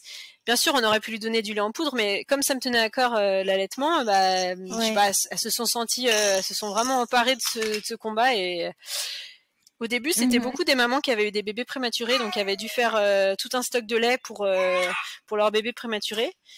Et Ouais. souvent, bah, quand le bébé peut rentrer enfin chez lui, elle se retrouve avec un énorme stock et puis ça se garde pas très longtemps au congélateur le lait, donc du coup au début Et c'était puis ça prend de la place. énormément de place, ouais. Donc du coup Moi je me rappelle j'avais plus de place et il m'avait refusé mon don parce que aux États-Unis il y a un truc où si tu passes plus de 7 ans en Europe de telle année à telle année, t'es peut-être assujetti à avoir eu cette maladie européenne et donc du coup ils te refusent ton don. ah ouais. Ouais. Voilà, il y a le lait prématuré, donc c'était passé par l'hôpital, donc ça avait été approuvé par l'hôpital, mais après dans la longueur, ça s'est fait beaucoup en privé entre des femmes et moi, donc le système de don. Ouais. Ça repose vraiment juste sur la confiance. La Oui, bien sûr. Mais c'est Et, des femmes qui allaitent leurs propres enfants, donc oui, moi tu je me te suis. dis elles vont pas s'amuser à aller se droguer quoi. Ouais, et puis souvent on se rencontrait, on discutait, c'était rarement juste un don devant la porte et bye bye. Souvent j'y allais, on prenait un thé, on discutait, nos bébés se rencontraient. C'était des femmes qui, en général, on essayait de trouver des matchs avec des bébés qui avaient à peu près le même âge que Mathis pour que ce soit du lait qui corresponde à son état de C'est croissance, pas à ses bête. besoins. Ouais. Ouais. Et puis bah ouais, c'est des frères et des sœurs de lait, donc on essayait je vais pas dire de créer une relation avec tout le monde parce que il en a quand même reçu jusqu'à la semaine dernière, donc il va avoir 8 mois. Ça Ah fait oui, ça allait énormément. être ma question. Waouh, Ouais, c'est incroyable. ouais, C'est trop bien. on a encore des dames qui lui en donnent, mais bon, évidemment, en général, les bébés qui commencent à avoir 7-8 mois, il y en a moins qui sont allaités, et s'ils sont Oui. allaités, ils sont moins allaités, donc il y a moins de problèmes de surplus de lait et tout ça, donc c'est vrai que là, ça commence à devenir plus rare, mais on en a encore qui viennent des fois, qui m'écrivent des messages en disant j'ai tant de litres de lait si ça t'intéresse. Donc on fait. C'est trop cool du coup que t'aies pu l'allaiter entre guillemets pendant 8 mois. Voilà, réserver ça surtout. Au début, on s'est dit si on tient quelques jours, ça sera super. Et puis après, on voyait qu'on avait vraiment beaucoup de dons, donc on s'est dit si on tient 6 semaines, ça serait super. Et puis après, je voyais que ça tenait. Et puis après, on s'était dit imagine, on arriverait à tenir 6 mois. Et puis là, on a tenu quasiment 8 mois. Quasiment. C'est trop bien. Et, trop bien. Et c'est vraiment, encore une fois, c'est cette bienveillance des gens qui se sont ralliés à notre cause et puis qui voulaient nous aider. C'est pas que ça leur coûtait rien, parce que je sais, pour l'avoir fait, je sais que ça prend beaucoup d'efforts d'allaiter et de tirer son lait. Mais c'était une manière pour toutes ces femmes de nous aider, qui était plus qu'un don financier ou matériel, c'était vraiment le don de soi. Quoi. Ouais, tu peux le dire, non, c'est clair. J'ai beaucoup pleuré dans cette histoire de cancer, mais alors je peux dire que j'ai pleuré le double par gratitude que par douleur ou par tristesse. Vraiment la gratitude, la gentillesse des gens. Il y a des cagnottes qui ont été créées sur Internet pour nous aider financièrement. Ces repas qu'on nous faisait, ça voulait dire qu'on n'avait pas besoin d'aller faire des courses, qu'on n'avait pas besoin de cuisiner, qu'on n'avait pas besoin de faire la vaisselle. En plus, on était en plein Covid, les courses étaient très compliquées. Moi qui étais en chimio, il fallait que j'évite absolument d'aller en public. Oui, c'est ça, parce que t'es en high risk, de te choper la moindre chiotte qui passe. Et puis même pour Sam, parce que lui, c'est pareil, il allait aux courses, ça veut dire que quand il revenait, il fallait qu'il fasse très attention. Donc là, ça nous ferait, les gens, ils laissaient vraiment, il y a des gens qui nous ont fait des courses, il y avait souvent des petits cadeaux pour Lucas. Quand on est rentré de la maternité, la maison était, on pouvait pas rentrer dans la maison parce que notre porte était recouverte de cadeaux. Il y avait tellement de gens qui nous ont offert plein de choses. On n'avait rien demandé, on avait quasiment tout gardé de Lucas, donc on avait l'impression d'avoir besoin de rien. Et en fait, les gens, je crois que c'était des collègues de Sam qui s'étaient passé le mot pour nous faire récolter des choses. Il y avait des crèmes, des parfums, plein d'affaires de bébé. Il y avait même une poussette. Enfin, vraiment. C'est génial. Les gens, ils avaient vraiment été exceptionnels. Après. Apparent exceptionnel aussi, quoi. Donc, c'était une situation, je pense, qui a touché vraiment beaucoup de gens. Donc, on a vraiment de la chance dans notre malheur d'avoir vraiment cette communauté qui s'est ralliée autour de nous. C'est surtout quand tu penses que tu es quand même, t'habites à Pétaouche, très très loin de ta famille et tes proches, quoi. C'est quand même. Je pense que c'était ça aussi qui a beaucoup touché les gens, le fait de savoir que on n'avait pas notre famille qui était là pour nous aider. Parce qu'après, une fois que Mathis est né, j'ai dû reprendre la chimio, du coup, le plus vite possible. Donc, j'ai repris une semaine après. Et là, c'était toutes les semaines pendant 3 mois. Ok. Donc, jusqu'à ces 3 mois, il fallait que je laisse une journée entière par semaine. C'était hyper dur. Là, c'était vraiment très dur. Ça prend une journée entière ? Ça dépend. En fait, moi, oui, ça dépend vraiment des traitements. Moi, ça prenait une journée entière parce que j'ai commencé à faire petit à petit, j'ai commencé à faire des allergies. Donc, il fallait mettre des doses très lentes. Au début, ça prenait 4 heures et puis après 5 heures. Et puis à la fin, la dernière séance, elle a pris genre 9 heures, je crois. Puis j'ai eu plein de problèmes. Après, j'ai eu une infection parce que comme mes veines ont commencé, comme ils m'ont enlevé des ganglions dans le bras gauche, ils peuvent plus à vie, ils pourront plus jamais me piquer dans le bras gauche parce que le moindre problème sur le bras gauche peut se transformer en grave infection parce que les ganglions sont là normalement pour gérer s'il y a une piqûre de moustique ou une petite infection. C'est les ganglions qui aident à corriger ça, mais sauf que vrai, comme je savais pas ça. Ouais, c'est pour ça que les ganglions, tu sais, sous les bras, là, moi c'est au niveau de l'aisselle. Quand t'as un ganglion qui est gonflé, tu sais que t'as une infection quelque part. Quand t'as mal à la gorge, tes ganglions de la gorge se gonflent. Si t'as une coupure à la jambe qui est un petit peu infectée, ça se peut que les ganglions au niveau de la hanche se gonflent. D'accord. Comme j'ai plus de ganglions sous mon bras gauche, tout ce qui peut m'arriver dans mon bras gauche, ça peut tout de suite devenir très grave. Ils peuvent me piquer qu'à droite, donc avec la chimio, mes veines ont commencé à vraiment rendre l'âme. J'en ai une, quand on me fait une prise de sang, on me demande si c'est une veine ou un tendon, parce que c'est vraiment hyper dur. Non, c'est une veine. Ouais. Donc on m'a mis ce qu'on appelle un PICC line, donc une espèce de cathéter permanent au niveau du biceps, qui est rallié jusqu'au cœur, pour qu'il m'insère directement la chimio, que ça aille directement dans le cœur pour qu'ensuite le cœur puisse le transférer au reste du corps par les aortes, enfin l'aorte. Ok. Mais ma ligne s'est infectée. Ensuite, j'ai fait des allergies au pansement. Enfin, j'ai eu plein de problèmes à la fin de ma chimio, au mois de juillet, quand ça devait être fini. C'est dingue dans ces cas-là de se dire quand même à quel point ton corps se met en position défense à fond les ballons quand t'es enceinte, quoi. Ouais, parce que quand j'étais enceinte, j'ai eu aucun symptôme. J'ai pas de nausée, j'ai de la fatigue, mais la fatigue de la grossesse, quoi. Et puis du jour au lendemain, après la grossesse, du coup, ça a été. Tu te prends tous ces trucs, quoi. C'est incroyable. En plus d'être triste de devoir laisser mon bébé toute une journée par semaine. J'étais à l'hôpital, je suis allée aux urgences une fois parce que mon bras s'était infecté et puis je pleurais, puis le docteur me dit vous avez mal où? Je dis mais j'ai mal nulle part, je veux juste rentrer voir mon bébé. Ouais. Tu pouvais pas prendre Mathis avec toi? Non, ouais, à cause du Covid, ouais. Donc ouais, après la chimio, je suis enchaînée sur la radiothérapie. Donc ça, c'est tous les jours. On passe dans une grande machine qui ressemble un peu à une machine comme un IRM. Et puis, il te brûle au rayon X la zone du cancer. Et puis, ça prend pas très longtemps, ça prend 5 minutes. Moi, comme c'était du côté gauche, je devais respirer dans une machine spéciale pour gonfler mes poumons, pour protéger mon cœur, en fait, des rayons, parce que les rayons, c'est très endommageant. Ouais. Et donc, ça, c'est tous les jours, en fonction du type de cancer et un nombre de traitements différents. Donc, moi, c'était tous les jours pendant 1 mois et demi. Il fallait que j'aille tous les jours à l'hôpital. Et puis à la base, il m'avait dit que je pouvais emmener Mathis, que quand j'ai eu mes premiers rendez-vous, j'étais encore enceinte. Et donc le médecin, il m'avait dit, je comprends bien que vu les circonstances actuelles, vous n'aurez pas le choix. Parce que normalement, il y avait ma belle-mère qui devait venir pendant 3 mois pour nous aider. Ouais. Elle n'a pas eu le droit de venir. Donc il nous avait dit, vous inquiétez pas, on vous aidera. On comprend qu'il faut bien faire des ajustements. Oui.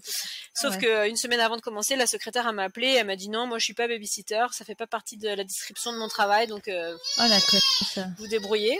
Et tous les jours, elle m'appelait pour me demander, vous avez trouvé une solution? Vous avez trouvé une solution? Vous avez trouvé une solution? Et je disais, mais vous voulez quoi comme solution? Vous voulez appeler le Premier ministre australien et lui dire d'ouvrir les frontières? Parce qu'il n'y a pas de solution, en fait.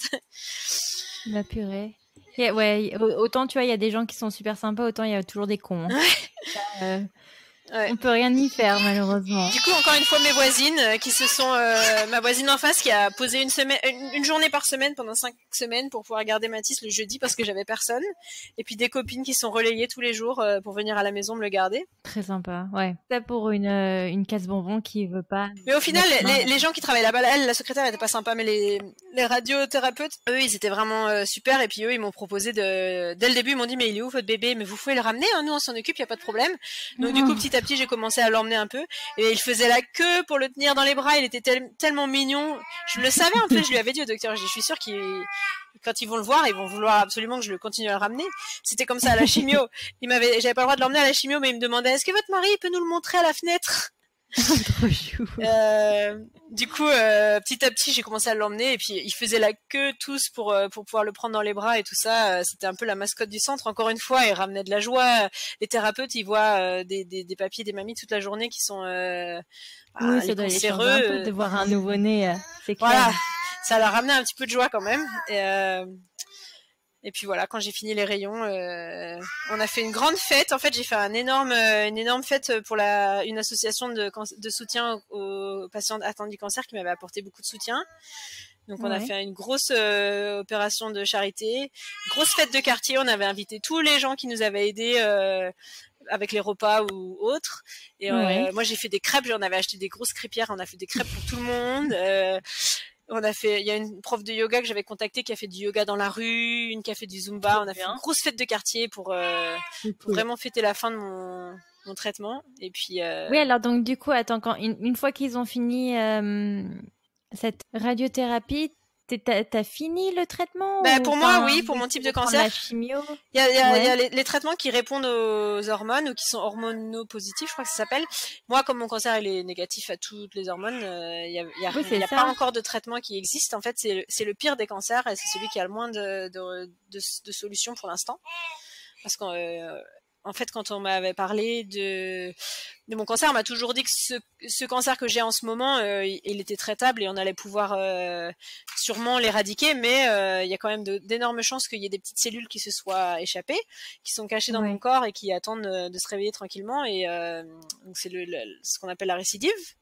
Et moi, j'ai ce cancer-là a le taux de récidive le plus élevé. Et quand on a moins de 35 ans au moment du diagnostic, encore une fois, c'est plus de chances d'avoir une récidive.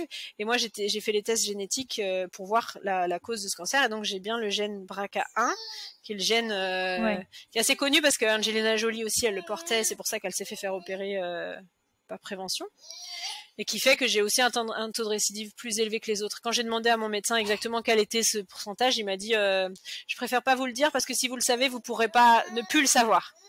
Et vaut mieux dans ce cas-là, l'ignorance ignorance is C'est un bliss, comme on dit en anglais. Oui, c'est ça. Donc moi, ce cancer, on savait toujours qu'on arriverait à le traiter. Le problème, c'est il y a de grandes chances qu'il revienne. Donc là, il y a eu une étude qui a été terminée il y a pas très très longtemps avec un médicament de chimio par voie orale que je dois prendre 2 fois par jour pendant 1 an et qui permet de diminuer mes chances que le cancer revienne par 10%. Donc quand le médecin m'a dit 1 an de chimio, 10%, si vous voulez, je vous laisse y réfléchir. J'ai dit non, mais vous m'auriez dit 1%, je l'aurais pris. Donc moi, je prends tout ce qu'il faut. Ouais. Donc voilà, là pour l'instant, j'ai plus de traitement actif, on va dire, mais je prends comme un traitement de fond, en fait, une chimio par voie orale 2 fois par jour pendant 1 an. Mais alors aujourd'hui, là, en ces veilles à l'approche des fêtes de fin d'année, comment tu te sens? En fait, tu m'aurais appelé il y a 2 jours, je t'aurais dit tout va bien, on est vraiment positif, on n'y pense plus, on essaie vraiment de passer à autre chose. Mes cheveux repoussent, j'ai une petite coupe de cheveux un peu pixie, un peu mignonne, j'ai pu reprendre le sport, je me suis inscrite à des compétitions de natation l'année prochaine pour vraiment me donner des objectifs et me motiver et tout ça. Moi, je suis en congé maternité, là, cette fois, du coup, autant avec Lucas, j'avais repris assez vite, autant cette fois, je voulais absolument rattraper le temps que j'avais perdu à cause du traitement, donc j'ai pris 1 an. Ouais. Donc je reprendrai au 1 an de Mathis au mois d'avril. J'ai hâte de reprendre le travail. Je suis très contente d'être à la maison et je veux vraiment en profiter au maximum. Mais je sais que quand je retournerai au travail, ça sera pas du tout avec le cœur lourd parce que j'aime vraiment mon travail et mon école et mes élèves. Donc vraiment, j'aurais envie de dire que du positif. Mais hier, j'ai eu une petite frayeur. Je me suis réveillée, j'avais très mal à la hanche et je sais que si mon cancer revient, il reviendra statistiquement soit dans le foie, soit dans les poumons, soit dans les os, et en général c'est les gros os type les hanches et ou le fémur. Et donc quand je me suis réveillée, j'ai eu mal au foie, aux hanches. J'ai pensé à ça toute la journée. Je recommençais les vieilles pensées de me dire ça y est, c'est la fin et tout ça. Bon, finalement ce matin je me suis réveillée, tout va bien. Mon médecin il m'a dit non mais c'est peut-être rien avec les traitements que vous avez fait, c'est sûrement juste vos ligaments qui ont souffert et tout ça. Mais bon, ça m'a vraiment rappelé à quel point une fois qu'on a vécu ça, c'est plus jamais comme avant. Dans ta tête. Ouais. C'est plus jamais comme avant. Et la moindre petite douleur inexpliquée, le moindre petit truc, ça y est, on repart tout au fond du trou et puis faut remonter tout doucement. C'est vrai, mais après, c'est vrai que quand tu penses à ce que t'avait dit ta tante, t'es quand même vachement à l'écoute de ton corps, donc tu pourrais te dire, bon, bah là, il y a quand même un red flag. Ouais, bon, le seul truc, c'est qu'il m'avait bien dit, le médecin, que comme je suis déjà au stade 3C, si jamais ça revient, ça sera automatiquement... stade 4 parce que il y a plus rien entre les deux, donc voilà, si jamais ça revient, ça sera une très mauvaise nouvelle, mais bon, on a fait tout ce qu'il faut et puis on a 2 petits enfants qui nous rappellent à tous les jours les milliards de raisons pour lesquelles il faut se battre, donc voilà, on reste le plus positif possible. Oui, alors comment ils vont aujourd'hui les 2 petits? Est-ce qu'ils sont au courant déjà que leur maman c'est une super warrior? Lucas, Mathis évidemment il est trop petit, hein, il a 8 mois, donc je pense qu'on aura de sacrées histoires à lui raconter quand il sera grand. J'ai tenu, en fait je suis très journal, je suis très écrit, donc j'ai tenu, dans notre famille moi j'ai toujours eu un journal à moi. Donc quand je tombais enceinte de Lucas par exemple, je racontais ma grossesse, j'ai raconté mon accouchement. Et puis... Mais Lucas il a bien compris, quand je me suis fait opérer, il avait un peu moins de 2 ans, on lui avait dit que mon aîné était cassé, donc il fallait qu'on le mette à la poubelle. Donc oui, Lucas, lui, on lui a bien expliqué dès le début, parce qu'on s'était dit que ça va rien lui cacher, donc il savait que maman, elle était malade, que surtout comme j'allais à l'hôpital tous les jours pour la chimio, enfin toutes les semaines pour la chimio, il fallait bien qu'il comprenne. Donc il savait que j'allais à l'hôpital pour être guéri. Quand je me suis fait opérer, il disait bye bye néné, bye bye néné. Et puis il a expliqué à sa nounou, maman, néné cassé, néné poubelle. Il disait à tout le monde, néné poubelle. Et puis des fois si je mets un implant, si je mets une prothèse, il me dit réparer, puis il regarde, ah non. Ou si je vais à l'hôpital, il me demande, tu vas à l'hôpital pour réparer ton aîné? Donc il a compris aussi bien qu'un enfant de 2 ans ou 3 ans peut comprendre. Et puis lui il va super bien, les deux vont super bien, ils s'entendent toujours aussi bien. Est-ce que tu aurais un message à faire passer impérativement Alors, tu m'avais demandé les choses, par exemple, qu'il fallait éviter de dire, ou les mots justes qu'on souhaitait entendre et tout ça. Et bon, évidemment, il n'y a pas une réponse universelle. Je pense que tout le monde est très très différent. Mais moi, j'ai trouvé que plus que d'entendre des mots, c'était plutôt d'être vraiment à l'écoute. Parce que j'ai l'impression que souvent, quand je parlais de mon diagnostic ou quand j'annonçais à quelqu'un que j'avais le cancer, ils avaient toujours ce besoin d'aller me raconter une histoire de la voisine de machin ou la grand-mère de truc, et me raconter, mais tu sais, ils s'en sont remis, hein. Ou alors me dire au contraire, ah bah ouais, ma voisine, elle l'a eu, puis elle est morte. Et Ouais. je trouvais ça toujours hyper dur. Que ce soit positif ou négatif, je trouvais toujours qu'en Oui, fait, t'as pas besoin de quelqu'un pour comparer, non, parce ton qu'en histoire plus, est personnelle, chaque quoi. histoire est tellement différente. Et puis bon, la mienne était vraiment Ouais. particulièrement unique, mais je pense que tout le monde se sent comme ça. Et du coup, les gens, je pense que vraiment, il faut essayer d'être le plus à l'écoute possible. Parce que moi, comme tu viens de le voir, on vient de passer 2 heures, je- j'ai vraiment besoin de parler. Et la parole, c'est Ouais. vraiment une grosse thérapie. Donc les gens, vraiment d'être plus à l'écoute.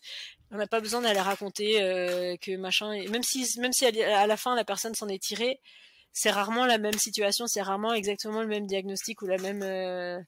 Donc finalement, ça nous apporte pas grand-chose d'entendre cette histoire, mais par contre, de pouvoir s'exprimer, de pouvoir parler et tout ça, ça fait vraiment du bien. Et puis les gens qui m'ont dit, ou comme je disais tout à l'heure, mes élèves qui me disaient que j'étais une inspiration pour eux et tout ça, ça par contre, ça touche vraiment beaucoup.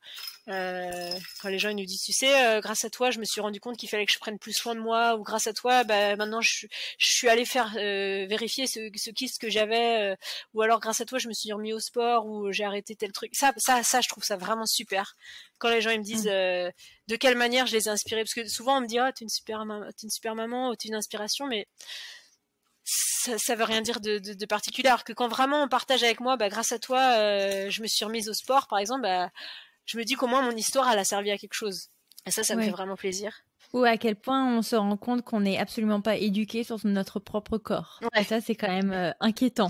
Et ça, c'est vraiment quand tu m'as demandé le message à faire passer à 100%, mais vraiment même à 10 000%. Écoutez-vous, et si vous avez le moindre doute, allez voir votre médecin. Vous perdrez pas leur temps. Et si vous avez l'impression que votre médecin, vous allez gaspiller son temps, ou que lui-même, il va vous dire que vous gaspillez son temps, changez de médecin. Prenez un médecin avec lequel vous êtes à l'aise et qui va pas vous faire passer pour un hypochondriaque ou vous jugez parce que vous faites tester un truc ou quoi. Non. Prenez un médecin en qui vous avez confiance et qui vous écoute et qui vous jugera pas justement si vous y allez entre guillemets pour rien. Parce que moi, si j'avais plus attendu ou si j'avais écouté mon premier médecin qui m'a dit que c'était rien, bah aujourd'hui je serais sûrement sur mon lit de mort.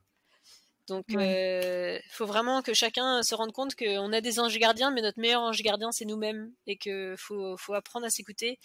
Il faut pas avoir peur de vraiment se défendre, et puis et de pas prendre sa santé aussi comme acquis. Parce que avant, quand j'étais pas malade, quand je souhaitais sur mes cartes de vœux de Noël, et surtout une bonne santé, c'était un peu à la légère. Ouais. Demander à quelqu'un s'il va bien, s'ils sont malades et tout, j'avais l'impression que c'était un peu un truc de vieux. Et je m'inquiétais pas vraiment de ma santé parce que j'étais toujours en bonne santé, quoi. Des fois, des gens qui viennent me voir et qui me disent, bah c'est bon alors, t'es guéri, ou ah bah c'est bon, tout va bien maintenant. En fait, faut pas assumer. Si ça allait bien, je te l'aurais dit en premier. Donc vraiment de juste la question ouverte, ça va, et puis de laisser les gens s'exprimer et parler de ce qu'ils ont envie de partager, s'ils ont envie de partager. C'est important. Et pareil, les gens qui me demandent, souvent les gens m'ont demandé comment comment on peut t'aider. Et ça me faisait penser un peu à cette question de charge mentale dont on parlait beaucoup, je trouve, l'année dernière. La chimio, ça atteint aussi beaucoup le cerveau. Moi, c'était l'effet secondaire que j'ai le plus souffert, c'était ce qu'on appelle le chemofog, d'avoir l'impression d'être tout le temps dans le brouillard, et mon cerveau vraiment qui fonctionnait, mais au ralenti. Mon temps de réponse était très long. Je me rappelais très mal de mes rendez-vous, de tout ça. Et j'avais énormément de rendez-vous. Les rayons, c'était tous les jours à l'hôpital, et c'était pas tous les jours à la même heure. Donc tous les jours, il fallait que je me rappelle qui c'est qui vient garder Lucas, Mathis, à quelle heure, est-ce qu'il faut que je prépare les affaires, il faut que je sois à l'hôpital à telle heure, il faudrait que... Donc j'avais un milliard de choses dans ma tête tout le temps. Et donc les gens qui venaient me demander comment je peux t'aider, j'avais pas vraiment l'espace mental de leur répondre. Et vraiment, les gens qui s'y connaissent quelqu'un qui est malade, vraiment plutôt leur dire, je suis au magasin, est-ce que tu veux que je te fasse des courses, ou je suis au magasin, je te fais des courses, je te les dépose, ça te va, tiens, un peu plus proactif. J'ai un peu de temps libre, est-ce que tu veux que je te fasse un repas pour ce soir, plutôt que dire comment je peux t'aider, mais plutôt dire si je fais ça, ça te va. Ça, j'ai trouvé que c'était vraiment le fait, tu vois, ce que je te parlais des repas tout à l'heure, les gens ils venaient nous les mettre devant chez nous, on n'avait pas besoin d'être là à la maison à telle heure, d'ouvrir la porte, de faire la conversation et tout. Quand t'es malade et que t'es au fond du trou, t'as qu'une envie, c'est de pas faire tout ça. Et donc vraiment les gens qui nous aidaient, c'était ceux qui étaient le plus proactifs et qui nous laissaient à nous le moins de responsabilité possible. Et ça, c'est vraiment les meilleures choses qu'on peut faire pour aider quelqu'un qui est en difficulté, quoi. C'est des très bons conseils, et c'est vrai que parce que je me permettais de te poser la question parce que tu te sens toujours un peu penaud. Ouais. Ouais, je sais parce que quand ma collègue a eu le cancer l'année dernière, je me suis vraiment sentie pareil toute l'année. Je la regardais toute l'année à côté de moi et je pouvais rien faire et elle a systématiquement refusé toute l'aide qu'on lui a proposée. Et donc j'avais l'impression qu'on était tous dans le déni dans le bureau à l'ignorer quoi. Et elle a laissé vivre son truc toute seule et j'avais trouvé ça très difficile. Donc cette année, des fois Sam il disait ouais mais tu te sens pas mal de demander de l'aide et je disais bah d'un côté oui mais d'un côté je sais que ça leur fait vraiment plaisir.